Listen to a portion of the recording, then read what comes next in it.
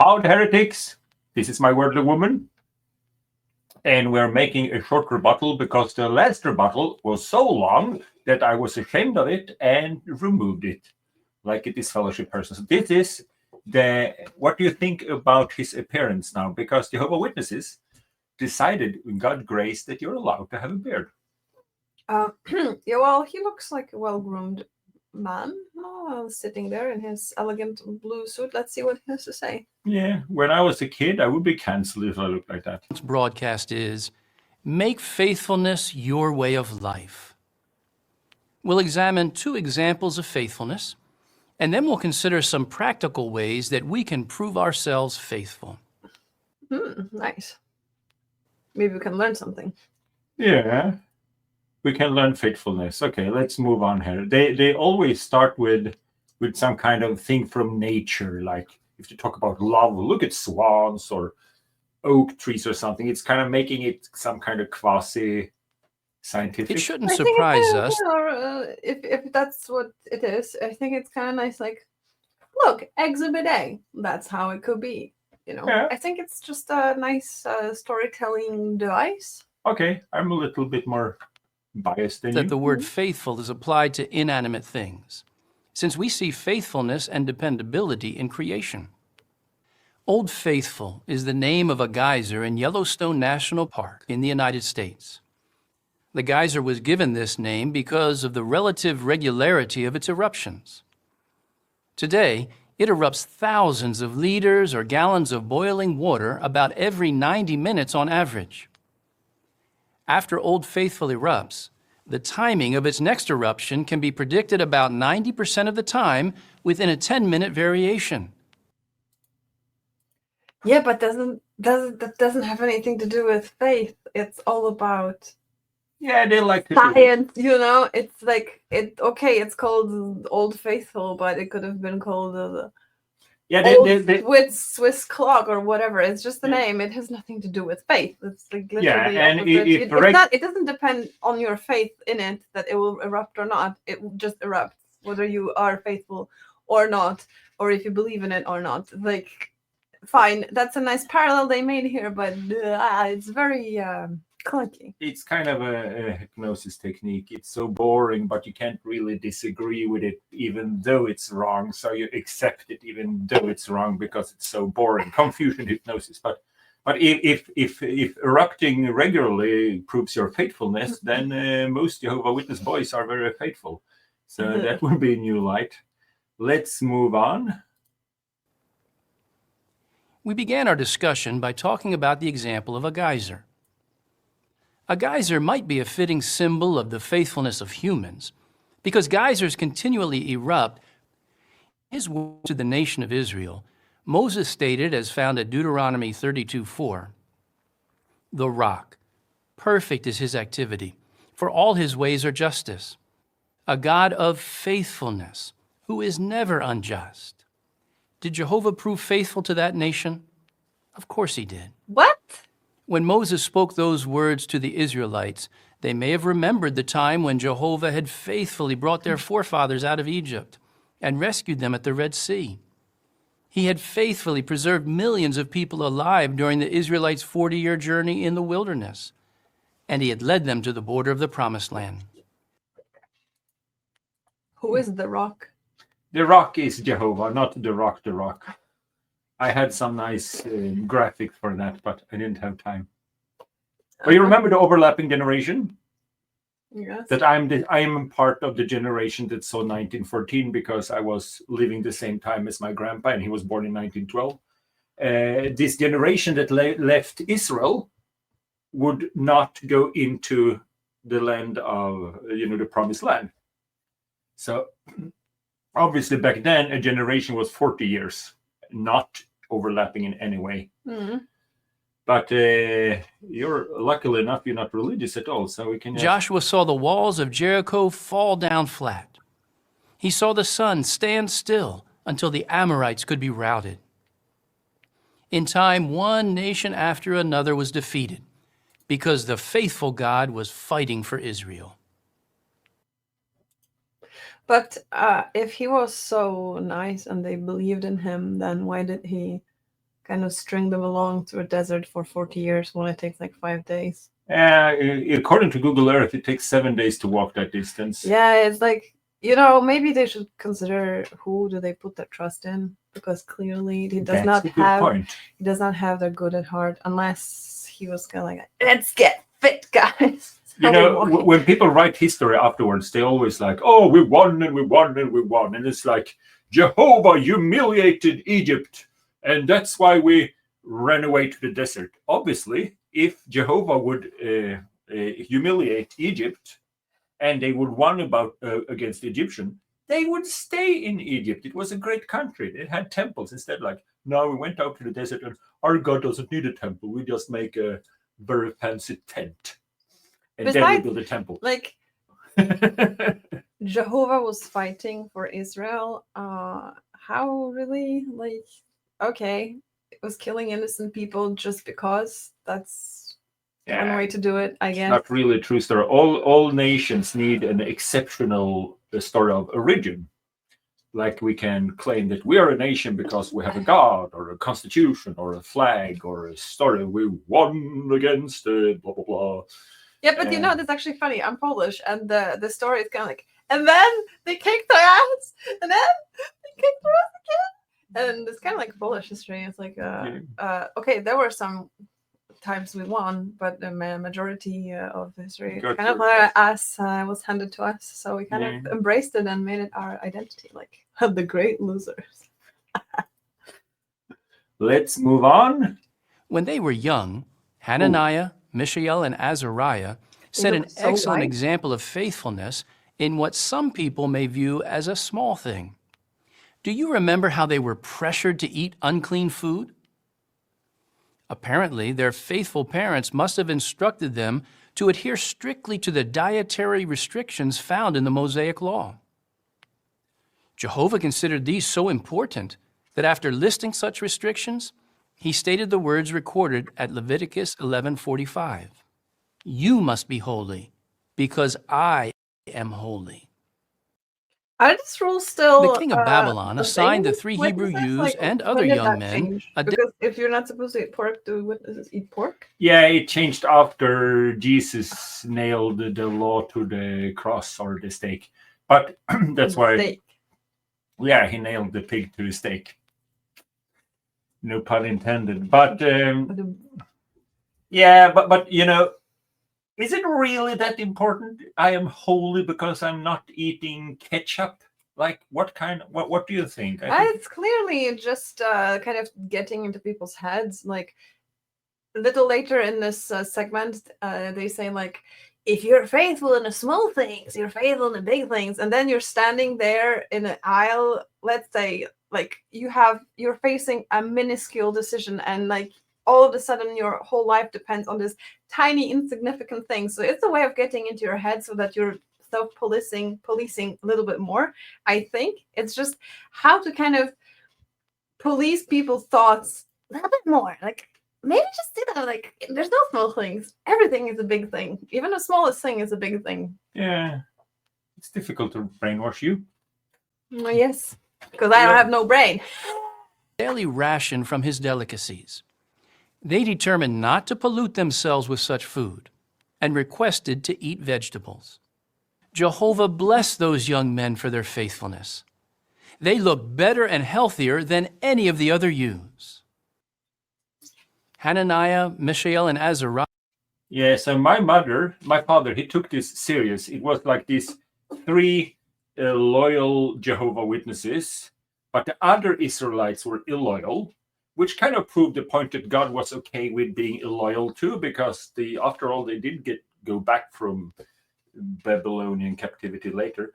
But it says that, you know, it's obviously not a true story, but like they were the smartest children and the most beautiful children and everything. And I remember my father read these stories and he thought that his kids and the other Jehovah Witness kids in school would be the most intelligent children, the most beautiful children. And he would tell people, imagine when our children, because there was a group of Jehovah Witness children the same age as me, a few years between us, and imagine when they leave high school and they have the best grade of all, and they say, we will not go to college. What a great witness. He actually thought that I'm a smart kid, but I had terrible grades, of course, because I had to worry about being burned alive in an oven and the torture chamber in school and all the And things. here we are, 30 degrees. You are in this oven, Jonas, after all. But my father actually thought that was, you're never going to meet your father-in-law. And I think it's maybe for the best. I think it's maybe for the best, yeah. That's one of the good things about being in a cult. You can walk up to a hot piece of a strong, independent woman and tell her that this guy comes with no mother-in-law because they are Jehovah Witnesses. Had already established a pattern of making faithfulness their way of life when King Nebuchadnezzar ordered them to bow before an image of gold on the plains of Dura. If it must be, our God, whom we serve, is able to rescue us from the burning fiery furnace, O king, and to rescue us from your hand. But even if he does not, let it be known to you, O king, that we will not serve your gods or worship the image of gold that you have set up. How to be a bootlicker of an imaginary friend 101. Yeah, so my parents read that to me. They said it was a torture chamber in school, and they read the story about Shadrach, Meshach, and Abednego, and they said, if God will save us or not, does it matter? And my mother said, God will not save you. You will be killed. They told me I would be killed at school. So people think I have ADHD, and I think that's true. But I think while the brain is developed, when you live in constant fear, your brain goes to the fear mode, and that is not thinking, just running. When people survive an accident, they will normally say that, I didn't think, we just run. I pick the kids and run. And the brain has that reflex. If you're afraid, you stop thinking and just act. And I think being a Jehovah Witness, and my father even put my hand in a vise and would sawing to practice torture and stuff like that. Do you think based he on was this maybe story. like a little bit like unwell? Because that's not a normal behavior. It's not even Jehovah Witnesses think that's 100% normal, but the literature said back then, that we need to prepare our children for persecution. And they believe that the governing body gives food at the proper time. So this is obviously the proper time to teach the children about prosecution. So they did it in my congregation, they did it. We were practicing torture and stuff like that. And in my mind, it kind of proved that the governing body isn't giving food in proper time, because I'm soon to be 50 years old and there's no Armageddon. So obviously that was not, we can all agree about that. It was not proper time. Jesus' statement recorded at Luke 16:10 can help. He said, "The person faithful in what is least is faithful also in much." That's what I'm talking about. And what about you young ones? We know that many of you face tests of your faith that involve the pressure to engage in immorality and in other forms of bad What a behavior. handsome boy. Yeah, I would do him. He looks nice. You would? Okay, well, thanks for nice. I will not stand between you two. Yeah, but what do you think about when they say those that are faithful in small things are also faithful in big things? That's true. But then when it's a small thing that doesn't really matter, and you have to act like it's a life and death situation. Yeah, well, that's an interesting dimension to this, because, well, for me, it's just like how to get into people's heads to make sure that they are always thinking there's someone always, after them, and are they good enough? Are they doing good enough job? But another thing is that all these choices, they have grave consequences apparently, and I just think it's the worst thing you can do is take away people's sovereignty in this way, that you insert something inside their heads, themselves, a version of themselves that's continuously scrutinizing them, and kind of like, your life is on the edge of a knife. You will have to, do the right choice now and forever. And if you are actually a little bit on the spectrum of any kind, think about it this way. You will spiral into this fractals of neurosis, possibly. So like damage there is undescribably big. You think I'm damaged? Who is not?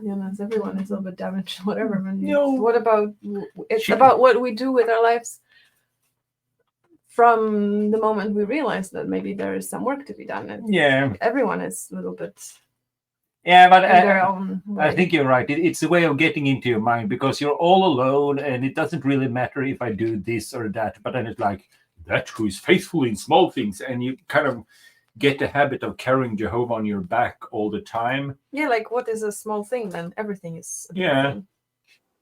Let's consider one more area that involves faithfulness, our dress and grooming. How glad we were to learn in the 2024 Governing Body Update Number 2 of the adjustments to our standard of dress at theocratic events and in the ministry. We commend you, brothers and sisters, for wanting to dress and be groomed in a dignified way on those occasions. But how can we show our faithfulness in our selection of clothing during our leisure time, when on vacation, or when at social gatherings with our fellow Christians? There's no small things. Your socks matter. Yeah, your socks matter. Besides, how glad we were that the little government body told us we don't have to shave our beard. Like, how did they get it? They got a download from Jehovah. Like, hey guys, you can grow it out. No worries. I'm suddenly cool with it. Like, no worries. Like until now, you would be kicked out, but now it's cool. 2025 is the year where we kind of. They're not inspired, but they can talk on behalf of God after prayerful consideration. So what's the difference between giving a message from God after prayerful? It's just like in Swedish we call it brasklapp. You have a way out to say, oh no, we wasn't wrong because we never said we were inspired. We just said we spoke on God's behalf after prayerfully. Entitled, Are You Faithful in All? Yeah. If that's what it's called. Please let us know how to dress. All Things in the July 15, 2005 issue of the Watchtower states this: our dress needs to be practical and presentable. This serves as a witness to others who observe us. In fact, we should always be appropriately attired. To some, faithfulness in the choice of clothing may seem to be a small matter, but in God's eyes, it is important. So now you know, God think it's very important the way you dress, and the answer how to dress. Yeah, he's the fashionista. Yeah. Like, But how would you describe it to be illoyal, not faithful, to dress the way that they did not describe? I think it leaves a lot of space for interpretation, and I think it's going to be a lot of tensions between elders and some ladies and some. I think it's pretty obvious that they expect the way they said, like you are allowed to have a mustache, but not too big. Like you're not faithful unless you agree with us. It could also be people that said that, no, I think they go with the old school, no beards at all, and they would be unfaithful. But then you're faithful to God or the governing body, because if the governing body is not inspired, then you're faithful to them. But I think it has to come with, I guess that the elders get some kind of like addendums to their shepherd of the flock. So basically they're like, this long stash, fine. Like, or mustache, okay? Like this long beard, fine. Too long, not fine. Like they get the actual specifications. I don't think they don't get that. Because it gets so muddy on us. You don't know like what is appropriate. Appropriate is different for everyone. But what does this mean? This is so all over the place. Yeah. I don't like this. This stresses me out. Like imagine 12 million witnesses and everyone has like their own idea of what appropriate. I think it's confusing on purpose because it splits people up in Divide and divide conquer. them, but they're not allowed to be divided. So that gives the elders power. That's exactly what I mean. So This will be like a lot of elders dominating people, saying like, I don't think that's appropriate. Yeah. My word matters more than yours. They'll just exercise their power. Era una persona muy humilde. He was a very humble person, caring. Yes. He loved Jehovah very much. He was a good companion and a great friend. We were married for almost 25 years. Honestly, I don't know why, but he decided to take his own life. I never thought that he would choose to do something like that. yeah, this is a sad story because they had, according to her, a good relationship, and he loved Jehovah, and then he killed himself. And it reminded me very much of my Jehovah Witness relationship, because if I told her I didn't believe in the Christian religion, she would leave me. And for a long time, I felt like the only thing I could do was to kill myself. And some of the witnesses wanted me to kill myself because that would solve a problem for them.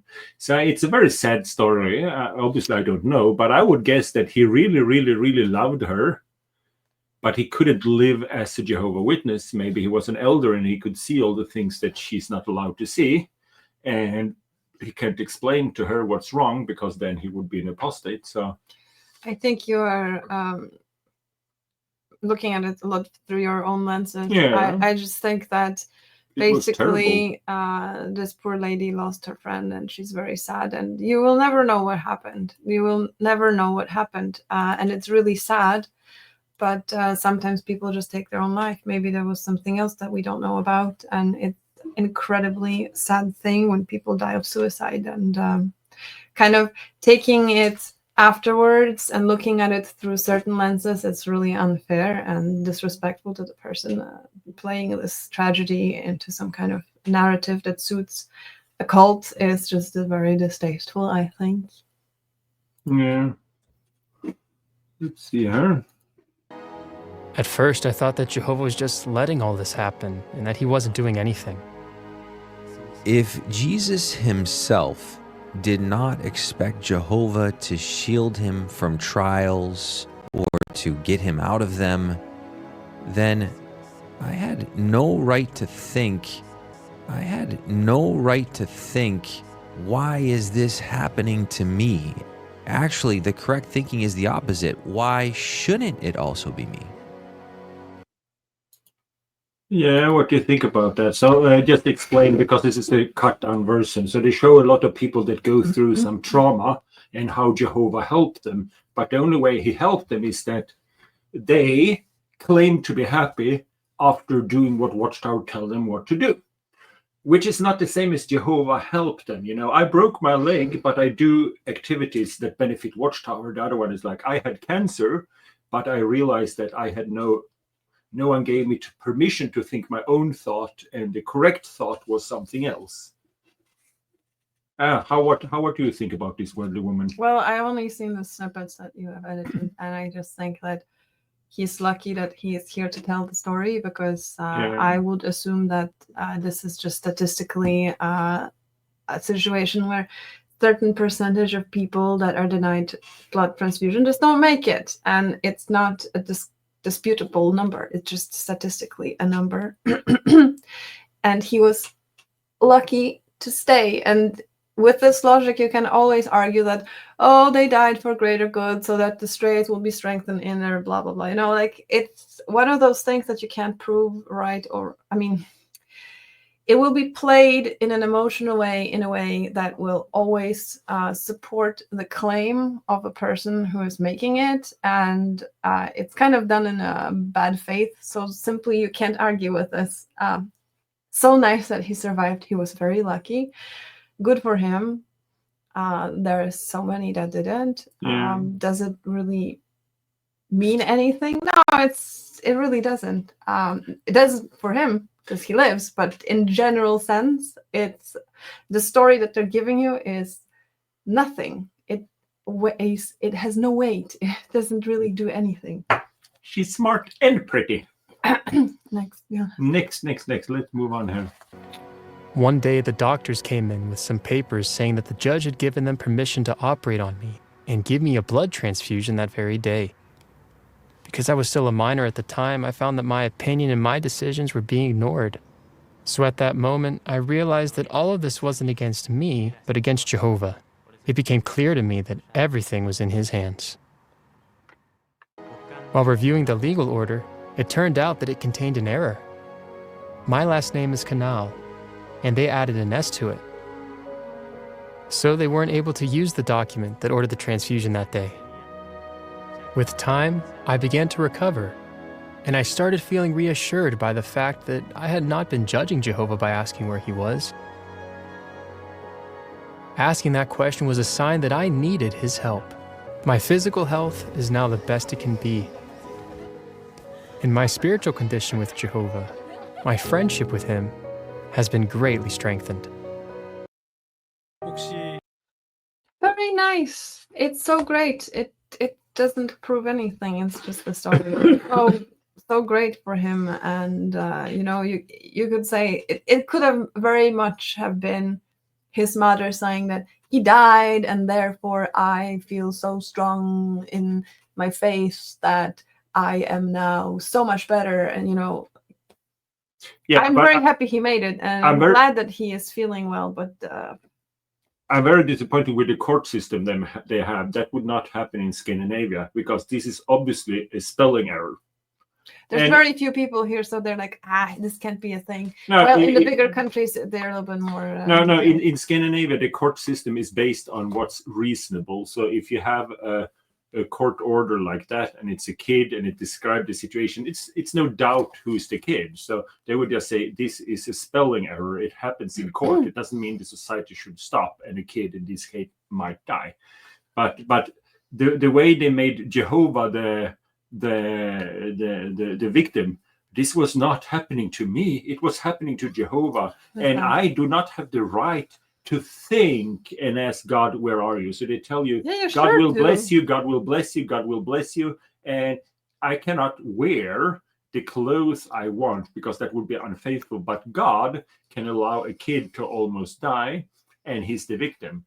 But the thing is, when they put up these really weird things that contradict itself and you cannot disagree, it put the Watchtower in as an authority figure. Like, can I drink this beer? What do Watchtower think about that? So it's my beer. They get to be. So now we have this guy, and I couldn't help thinking about how we would make better pickup lines for him, because he's teaching Jehovah Witnesses how to start Bible studies. And I just think this guy, he doesn't seem like the biggest stud when it comes to communications. You as a woman, maybe you can help him with. I like them nerds. Hit me up with whatever he. That was Satan talking. Have you ever had this experience? You share the truth with someone and you can see that it touches their heart. It's the best feeling, isn't it? And it makes you want to take the initiative to offer them a Bible study. After all, we love God and people. But at times we may hesitate to offer a study. We might worry about seeming pushy or being rejected. Look at this news. I said so a few months ago, didn't I? Why is the world such a mess? True, but don't you think the world will get better someday? What do you think? Can the world's problems be solved by people's efforts? If anything, it'll get worse. What can people do? Well, if people are powerless, do you think there's another way? Another way? Doesn't seem likely. Our brother did an excellent job. He showed personal interest, was a good listener, and asked appropriate questions. But can you guess what he did next? He offered a brief, silent prayer to Jehovah for help. When offering a Bible study, prayer is the first step. Actually, the Bible tells us about the solution. Here, let me show you. Under God's kingdom, peace will abound. God's kingdom. Sounds like a possible solution. Huh? But now, I've got a lot of questions. Right. I had a lot of questions too. But I found the answers by studying the Bible. It's the best way, really. Studying the Bible? You also studied the Bible like this? Yes, I really enjoyed studying the Bible. Video said the future becomes brighter if you study the Bible. So, how does it become brighter? Like this. Enjoy life forever? So the more time you study the Bible, the longer everlasting life you get. Kind of very entry low-level brainwashing. That's where I thought our friend is teaching me a pickup line. He should just say, fornication in my bedroom every sentence and to lure the ladies in. I would like to appreciate that little moment when the Korean grandpa broke the fourth wall and looked straight at me. I think that was hilarious. And I have a couple notes on this segment. Okay. I really like it. It's really charming. First of all, I like the anti-homeless people benches that are in this shot. It really sets the tone in a friendly way. Another thing is that first we have, in the first segment, there's this talking head, extremely an unengaging man who just kind of yaps in the most monotone way, as you have seen, and I'm sure you agree with me. And then I think that is so removed from the way we communicate now. I have been a slave of TikTok a couple of years now. So my brain's like, quick, to the point, fast, nice, next. Okay, yeah, let's go. And here is a man who talks like this. Have you considered maybe just sitting down? And I'm like, ah. And then you have this chronically online grandpa who's like, paradise? What is that? Oh, don't worry. I'll show you this. And what does that mean? Oh, this. Like, can you speak, man? Isn't this your friend? Are you supposed to like build a relationship? Hold on, I'm not done, mister.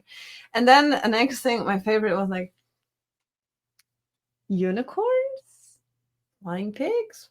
Sounds plausible. Yeah. not a pause, like, possible. I like that worldly woman. Unicorn flying pigs. That sounds plausible. That's literally what he said. God's kingdom. That sounds plausible. Yeah, I mean, why not? Huh? Study the Bible. Study the Bible. Did you study the Bible? Yes, I studied the Bible. Did you find the answer when you studied the Bible? Yes, I found the answer. But also, I got this air from this bit where like the world is going nowhere. But you know what? You don't have to do anything about it. You just like disengage and just like unicorns. Just think about the unicorns, like all the things that we should be doing, the things we should be, the actions we should be taking. Don't worry about that. Not our problem. Our thing is the unicorns. We go with unicorns. Good. That's a sad thing about Christians in general, is they don't care about the environment, because if anyone should care about the environment, it would be the Christians, but they just... Why? Because it's a gift from God. If someone that you care about give you a gift, you take care of it. Yeah. While me, as a person that don't believe in their God, I could be like, oh, some idiot gave this to me and I don't like him because I'm gay. But, you know... What? Yeah, that's what they say. You know, if you don't believe in God, you're evil, you're a communist, or you're gay. But imagine if God came back and said, hello, all the Christians, what have you been doing? Well, we've been ruining the planet. We were assuming you would fix it when you come. He would be pissed. Angry. Yeah. Disappointed. One night, the police came into our home. After that cruel incident, I went on to join a political organization. The political organization made me a military commander of soldiers. that were fighting for freedom, and to train others who came to join that organization. We were training them in guerrilla warfare, showing them how to use guns or different explosives that we stored in those cells. I was a very cruel person who did not respect anyone, who was not afraid of anything.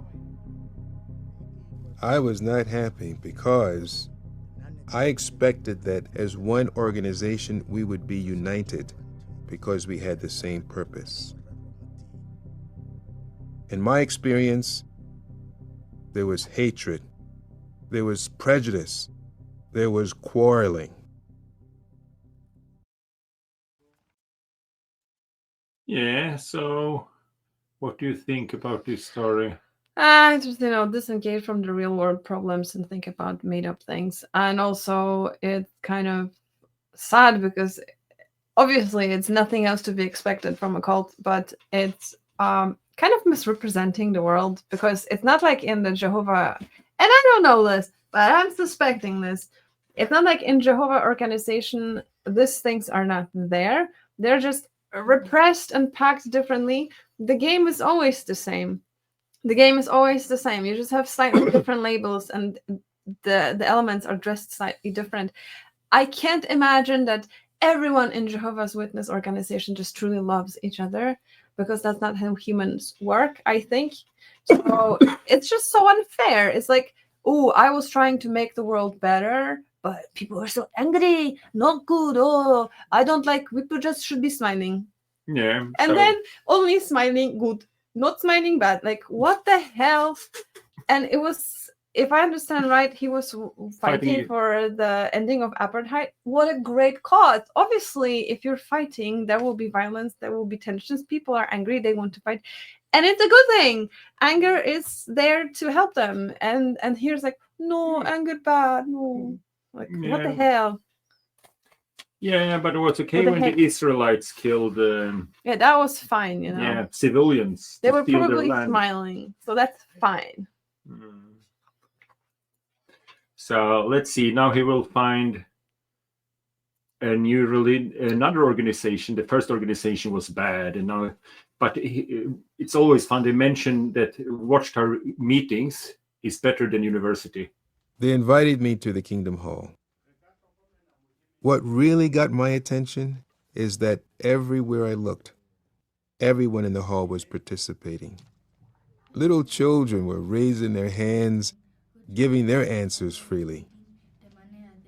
You could see they were well prepared and stayed on the topic. Each and every one of them found scriptures quickly. I was a university student, but I was unable to find the scriptures. That made me think, hey, I want to be the same as them. I noticed that the kind of education that they were receiving in Jehovah's organization was of a high standard compared to what we receive under apartheid, which was of a very low standard. Oof, that was a high dose of cringe when he said, oh, I have higher education, but I can't find a passage in the Bible that I just started reading like a week ago. And yet these kids and these people who've been reading literally one book their whole life, they can find them. They gotta be doing something right, and I'm so stupid. I used to hear that all the time when I grew up. They better be able to find those passages since it's the only book they've been reading. Yeah, but I probably heard it 20, 30, 50 times when I was a kid. People saying, I came from a very prestigious university in a quite big country on a continent. They never mention what country and what continent, what year. I've studied for 30 years, but I couldn't find Matthew 24 as quick as a young Jehovah Witness boy. And we felt so proud. We know more than the university students. But, it's like... It's finding a page. Oh, my God. Yeah, I could say that, the Pope can probably not milk goats as good as I can. It's just. And if you have meat goats, you don't milk them. I milk them sometimes. You don't know what I do when you go to. So, but look at this now, because End of JW apartheid, I wrote here. That is where I found real freedom. I found real justice. I had real happiness. And I was shown what real love is. My life has changed tremendously. I have a close relationship with Jehovah. That relationship caused me to become a loving person, a person who is empathetic, someone who strives hard to be humble. So you saw apartheid ended, which is obviously a good thing, but it didn't end it because he did something. It didn't end because God did something. It ended because other people, like Nelson Mandela and all those people, and a lot of white people, I have friends that were part of that, did the right thing. But did you notice that when there were apartheid, Jehovah Witness caved in? And then when apartheid was removed, then they followed the law. Imagine if as a kid, we were supposed to be loyal to Jehovah, and they sent us to school and we should be loyal to Jehovah and not celebrate Christmas. And they told us we would be executed. While they were having segregation because it's convenient. Imagine if Imagine if Jehovah would have taken Jehovah Witnesses would have taken a brave stand against the party that say, we are peaceful, we don't do violence, but we refuse to be segregated from our brothers and sisters. And they would be thrown in jail for that and suffer for that instead of stupid things like, do you eat pork like the Jewish people, or the way you dress, or those insignificant things.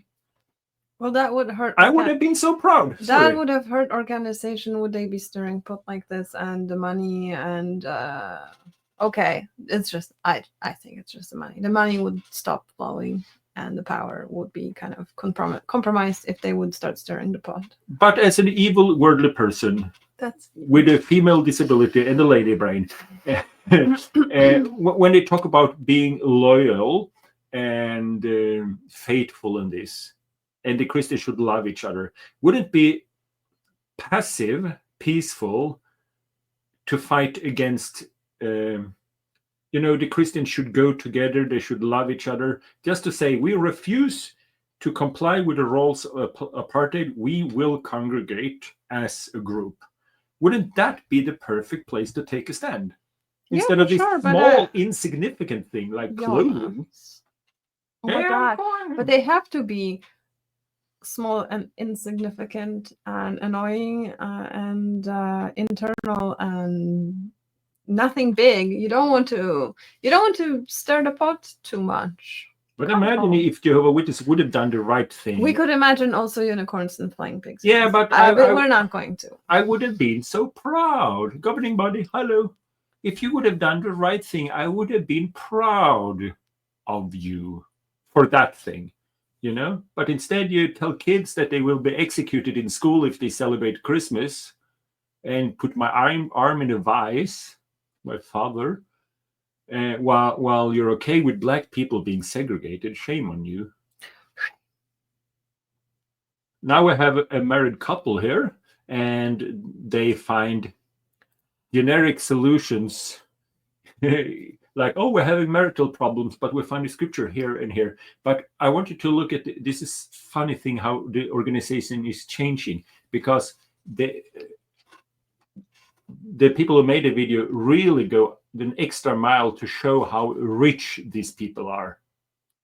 And normally, when a video is about rich people, it'll always end by a picture of them selling off their goods, selling the car, moving into something smaller. And this is the first time in my life where Watchtower not only go an extra mile to show how rich they are, but then also go an extra mile to show you get to keep everything. I think they're losing members, and they see this old-fashioned sell everything, become a window cleaner, doesn't appeal to anyone anymore. So now it's like, you get to keep all your stuff, but do some more field service and your marriage will be saved. Field service. Field service. As time passes, the differences in opinion and personality that arise can undermine the peace you once had. How can that peace so longed for be regained? Isaiah chapter 26 and verse 3 says, "You will safeguard those who fully lean on you. You will give them continuous peace, because it is in you that they trust."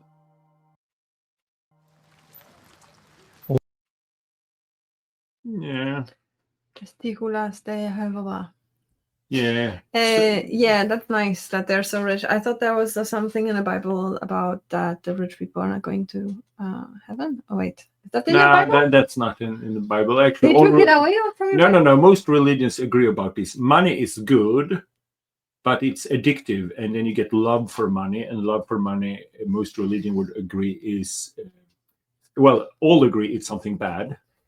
But are you 100% sure that it's not in the Bible? Because I remember it very vividly hearing it in Catholic Church that sooner a camel will go through an eye of a needle than a rich one gets to heaven. Yeah, but that's what Jehovah Witness elders refer to as hyperboles. Oh, it's a hyperbole. It's not called hyperboles. Hyperbole. No, but it doesn't mean it's impossible. It just means it's more difficult. But the scripture, they said, like, oh, we have a marital problem, and then the generic solution is the scripture say those who trust in Jehovah will be happy forever. And they showed this minutes after the guy who committed suicide died from suicide, and the people who almost killed their kid because he didn't want blood transfusion, and in this case, the kid lived, and that's very good, but he could have died. So obviously, this generic scripture that those who trust in Jehovah will always be happy doesn't really work. I think this is just about very strong visual information that a rich is fine. Maybe they're going towards like a Mormonism, like tithe everybody, like you guys do your thing. Let's relax. Like you can have your beard. Like it's fine. Just send the money. Yeah, I think they because here, let's move on. But okay, I cut off a lot because otherwise we'll be sitting here for hours. But now they go to meeting. Only Jehovah can give continuous peace to those who fully lean on him. Abraham and Sarah, for example, had that peace because even during big life changes and difficult situations, they faithfully followed Jehovah's direction. I could live there.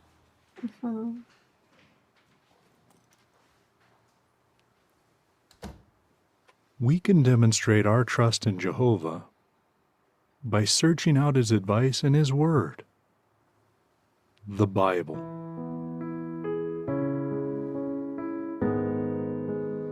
Turning Bible reading into a habit can seem daunting, but it's worth the effort. Take advantage of every opportunity. See where you can make adjustments in your routine. The advice found in the Bible can lead to peace in your marriage. For example, Matthew chapter 7 and verse 12 says, "All things, therefore, that you want men to do to you, you also must do to them."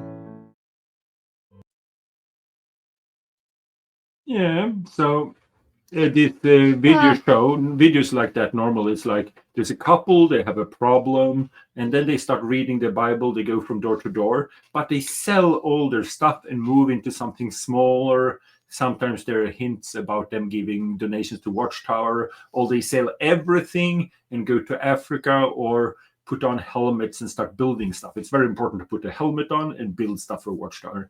The helmet is like a normal thing, but so for you, this is not a big thing because you've never been a witness, but for me, this is like a lot because it was always don't have an education. You saw the house they had?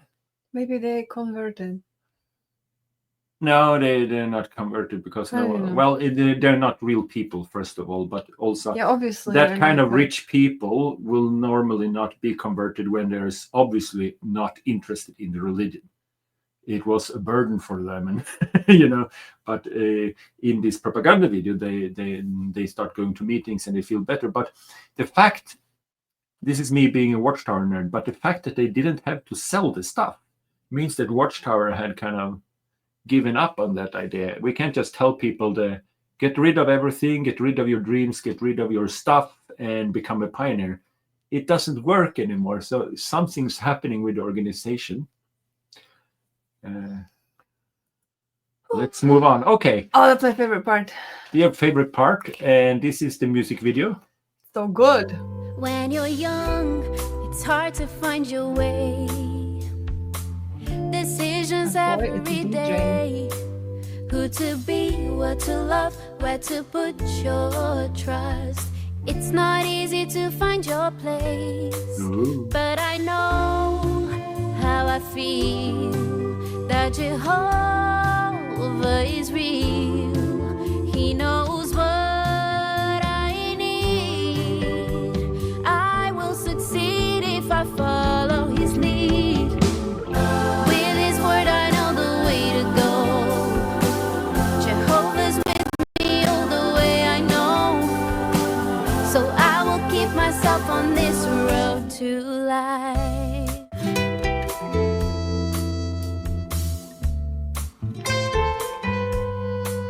There are paths my heart wants me to choose. Jehovah sees that too. So I pray every day to keep on the way. And he helps me to see what is true. And with the brotherhood, I always feel so good. 'Cause with the love I'm shown, I can be sure that I'm never alone. You saw the glossy bags. The glossy bags in Watchtower propaganda is always a symbol of evil. What glossy bags? Nah, Shopping bags. glossy shopping bags. They always put glossy shopping bag. But you see, now she's asking to be a pioneer instead of going to the university. I really liked the beginning. First of all, he was a DJ, so it was a right choice to steer clear any situation. Go DJ. for a golf partner. Just no DJs, please. So that was great. Thank you, Jehovah, for helping her dodging that bullet. But then she got hit by another. And the split screen education and like standing there and testifying for Jehovah. Going to studying things, learning a skill, and then applying that skill in your life is not necessarily a saddest thing that ever happened to you that leads to you having this much money and then spending it. First of all, you might not make money and you don't get to spend things. Second of all, maybe you'll make lifelong friends during your studies. That will be your community. Maybe you will make little money, but you will help humanity. Maybe you will apply it in your everyday life. Like, there's so much good out of education that comes out of education, and they really flatten it. Like, education, you get rich, but you'll be sad, while you go and be a pioneer and look how happy and yellow everything will be, and you'll be so nice. Like, it was so on the nose. Everything is so on the nose. Like, it's so not subtle. It's so direct and clunky. It's crazy. Yeah. And now she will meet a Bible study, which doesn't really happen anymore. But look at the helmet. She got a pink helmet, and I don't think that's true. I've worked a lot in construction, and the helmets are on that kind of big construction. It's a color scheme, like a foreman have white helmets and so on. I think they made her a fake helmet to appeal to young girls. You see, everything is wearing is pink. I just you see, think everything this she's is, wearing is pink. This is just I think. I can't look back on where I could have been. I'll keep looking forward to a life that never ends. With his word, I know the way to go. Jehovah's with me all the way I know. So I will keep myself. Yeah, so now they're out knocking doors, and the girl dressed in leather are now dressed in they started with black T-shirts. I don't know why when they do baptism. But it's so well produced. All this It's first of all beautiful now, music, Look, now really they're nice. paradise. Now they're paradise. Look here. Ah, what a beautiful, This is beautiful paradise, and there's some boys on elephants, and no one's picking up the elephant poop. You see how clean the road is? Someone needs to pick up elephant poop from that road, and it's not going to be me. Someone will pick up, Jonas. Don't burst the paradise bubble. What's your problem? Yeah. I just remember something when the Korean guy was saying, you know the feeling when you're talking to someone and they're like, yes, tell me more. And I wonder how many people are listening to this thinking, this never happened to me. What's wrong with me? It probably happened to someone who believes harder, who does things better, but not to me. I'm such a bad witness, that was my first thought, because if I understand correctly, the organization is not necessarily exactly growing right now. No. So it doesn't really happen that you get to actually involve people. So I think it was kind of a not nice thing to do. Like, when you're successful, sure you don't. Like that wasn't. It was, you know what it was? It was curveball, kind of like. I don't know. So, as a worldly woman that never been a Jehovah Witness, but you were lucky enough to land a hot XJW stand-up comedian, goat farmer / window cleaner, how lucky are you on a scale from 1 to 3 that you get to see this? We've been together 4 years. Yeah. I think I have listened about Jehovah Witnesses approximately 10,000 hours, which makes me now an expert. Basically, you could say that I have higher education than witnesses. Yeah. Which will probably lead me to overspending and being sad. No, I can't. Yeah, but I'm so happy about it. But I'll ask ChatGPT. I wonder if ChatGPT is writing scripts for them, because I am recently converted to ChatGPT services, and I wonder if they use it into production. It's, as always, so well made. I didn't mention it earlier, but all the sets, they're just so pristine. Everything is so thought through. Everything is planned, executed flawlessly. Everything has thought behind it, and I really enjoyed this kind of attention to details. Just the problem is they are very good. The kind of the whole spirit of it is kind of yucky, but the song, wow! First of all, beautiful vocals. Whoever sang that, it was really nice. Really catchy music and really nice video around it as well. Watchtower are very professional and very stupid. So you have this level of we are 100% professional and we believe in magic. So you get this weird combination of, but they don't do things by chance. So like the pink, okay, I worked on a lot of construction sites. Like when we worked on Bethel in Russia, it was color schemes for the helmets. That's why I noticed she got a pink helmet and everything she was wearing was pink. So it was obviously to be a role model for young Jehovah Witness girls. Maybe. But when I was a kid, we should not have pink if you were a Jehovah Witness girl, because we should be different. We should not enjoy pink because other people did it because they were wearing it. The chariot has changed direction. Keep up. By the way, a good one. Recommendation. There is a show on British TV Channel 4 called Everyone Else Burns, and it's so well made. I've never been in a cult. Jonas made me watch it honestly, probably 8 times. It's 5 episodes, and they just released second season, which is even better, which is very rarely, but it's so good. And in that show, there's a girl who is in a cult, and she wants to go to university, and she is advised by this black teacher. And I can't shake the parallel that they have drawn inspiration from Everyone Else Burns, and that they were like, you see, you don't have to go the wrong way. It reminded me of that series. Uncanny. And it's a very good series. It's called Everyone Else Burns. Really good. You go to Channel 4 in Britain. You log in with VPN because you're deceitful and apostate. Pretend to be in England, and you can watch it for free, I think. No. Just find somewhere where you can pay and stream it. Okay. That's how you do it, okay? That's how you do. I don't know. So, but it's really well made. Pay for your entertainment. Yeah.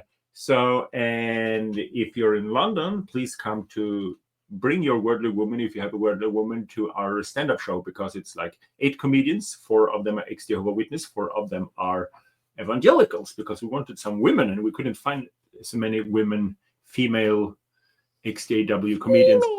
No, but we didn't want just guys standing there talking about Thank our you. That's experience. so nice. I really appreciate the fact that you consider women people. Yeah, borderline. But no, it's a great show because you get to kind of The baby's awakening. I got the ghost. baby camera. So that was the end of JW broadcasting for July. Thank you for coming with us on 2025. this journey, and we just made 1 hour of prime entertainment. Thank you, and see you in paradise.